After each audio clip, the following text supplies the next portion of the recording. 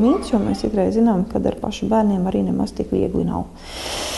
Stāsts ir par to, ka, ja tas bērns ir atšķirīgāks nekā mēs paši, tad citreiz ir tā, ka bērnu audzināt ir tā kā grūtāk, jo visvairāk, ja cilvēkam grūtāk ir pieņemt atšķirīgo, un citreiz arī to, ja tas bērns ir ļoti, ļoti līdzīgs mums pašiem, tas arī citreiz kaitina, ja? Jo, ja ir grūti pieņemt sevi, tad, tad tas arī būs grūti. Ja?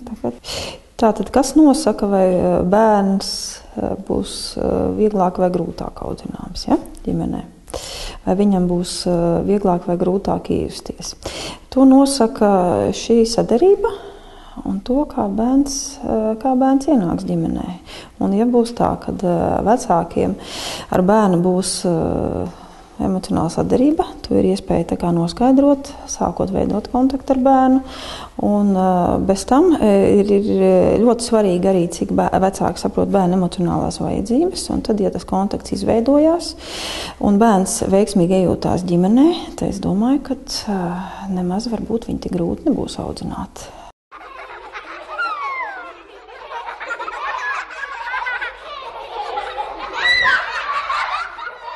Tas ir pilnīgs mīts. Ir, protams, gadījumi, kad bērniem simptomātikā parādās agresivitāte, dusmas. Un tā ir bērna reakcija uz to, ka bērns nejūtās labi, viņš nejūtās laimīgs, varbūt viņš nejūtās pieņemts, un viņam nav drošības izjūtas. Bet es nekādā veidā negribu teikt, ka tā lieta, ka agresivitāte tagad parādās visiem bērniem, kas ir adoptēti. Tas ir pilnīgs mīts.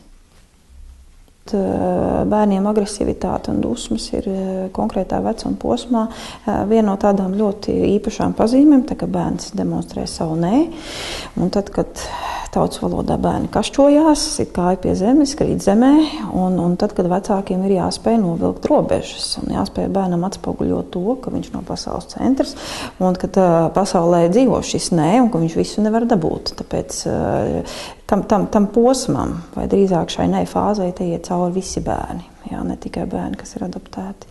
Es domāju, ka ir arī svarīgi atšķirt, jā, kur šīs dusmas ir tā kā ļoti normāla vecuma posma reakcija, un kur šīs dusmas varbūt tās ir jau pāri mēram, un tā ir bērna, jāsaka, normālā reakcija uz jebko, jo tāpēc, ka, protams, tad ir atkal tas tās, ka jāgriežās pie speciālista un jācenšas tā kā pētīt, jā, kas tad bērnu nomāc un kas tad viņu vēselē notiek. Kas nav mīts, ir tas, kad krīzē viņi ir gājuši cauri savā ziņā, jo pirmais piesaistes objekts ir mamma, kam viņa piedzima, mamma, kas iznēsāja, kam piedzima. Un ir tā, ka viņa vairs nav blakām, un tagad ir cita mamma, un viņai jāpiesaistās, un viņai jāpieķerās. Es domāju, ka tas ir īpašs stāsts. Tas ir īpašs stāsts, un ir tā, ka citreiz arī šajos gadījumos, jā, šai īpašā stāstā, lai to saikni atjaunot, lai noticētu vēlreiz, ka mani nepametīs. Jā, tā ir. Ir tā, ka bērnam var parādīties diezgan liels nemieris, trauksme, dusmas. Jā, tas arī klāt ir gluži dabiski.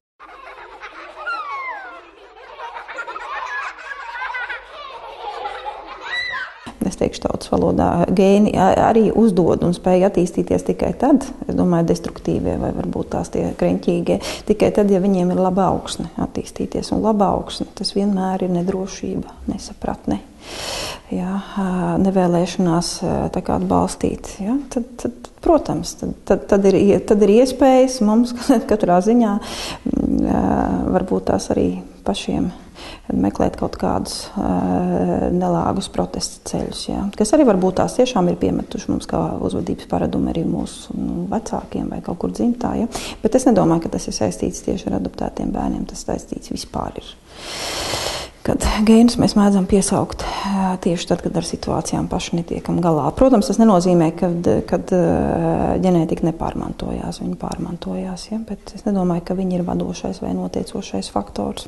Citreiz, kā ir praksē gadījies, kad aiz gēniem un aiz gēnu tēm slēpjās, tad negrib ieraudzīt savas problēmas.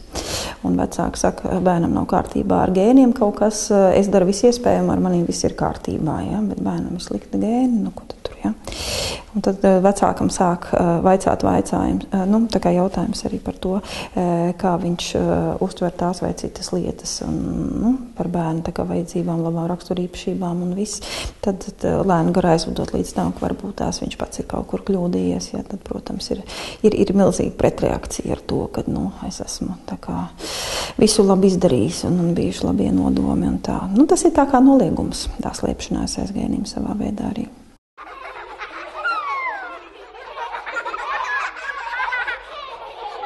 Jā, tas arī ir mīts, tāpēc, ka tas ir atkarīgs no spējas pieņemt un mīlēt vispār, es tā domāju. Un, protams, varbūt šeit, es domāju, kā tas mīts ir veidojies. Pozitīvo pusi to vienmēr iznāk pieņemt viegli, ja? Bet tas, kas mums nepatīk, to mēs saucam par, kā vecāki citreiz saka, tās ir tās mūsu nebūšanas. Ja? Viņas vienmēr pieņemt ir vieglāk savā ziņā, tikai tāpēc, ka tas ir kaut kas, kas pārsvarā ir zināms dzimtā. Tas ir tā, ar saviem netīriem traukiem arī vieglāk tik galā savā virtuvē, tas ir skaidrs. Ja? Bet ir tā, kad bērns ienāk ar to savu background, ja, tad citreiz ir tas, kāpēc varbūt tās ir tā grūtāk pieņemt, jo ne viss tas, ko viņš atnes līdzi arī, ja, tas emocionālais fons, un viss nevienmēr tas ir viegli pieņemams, jo, ja viņš, piemēram, nav pašam atpazīstams lāgā, ja, tad, protams, pret to rodās lielāka pretestība. Un citreiz ir tā, kad liekas, ka tas ir svešāks, ja, liekas, viņš ir emocionāli svešāks, tas nav tā pazīstams.